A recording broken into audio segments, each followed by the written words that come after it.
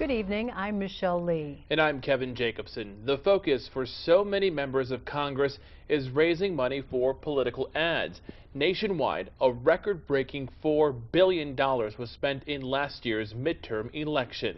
But what is all this money getting us? Nick Minock explains in tonight's top story at 6. Democratic Congressman Rick Nolan's leading outside backer for his re-election campaign was the House Majority PAC. The group spent $1.8 million in attack ads against Nolan's Republican challenger, Stuart Mills. Now Stuart Mills is against raising the minimum wage, but wants another tax break for the wealthy. The House Majority PAC is what's known as a super PAC, a political group that can accept unlimited amounts of cash from corporations or labor unions. The House Majority PAC and other such groups do not have to publicly disclose their source of funding, so no one knows who's buying what in Washington. To stop the rise of moneyed interest, Democratic Congressman Rick Nolan is proposing a resolution called the Restore Democracy Act. Nick, if you go and buy me a hot dog for $10.50, I've got to report it.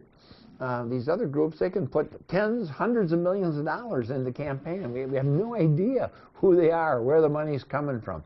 We have to stop that. The congressman's resolution would also limit campaign spending for the last 60 days of an election and also make more Congress members accountable during election years. One of the groups that spent $4 million against me, I ran into the head of the fund. And I asked him when he's going to stop wasting all that good Republican money trying to defeat his old friend Rick Nolan, and he laughed. He said, "Trust me, it's nothing personal, Rick. We could only identify 26 seats that were actually competitive.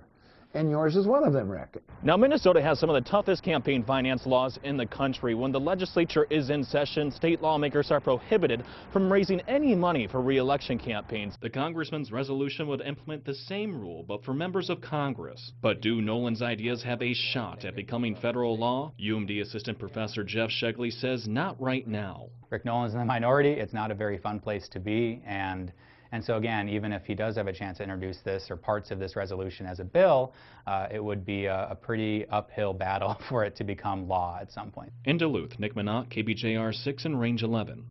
This weekend, hundreds of the most prominent Republican donors met to discuss the upcoming presidential election.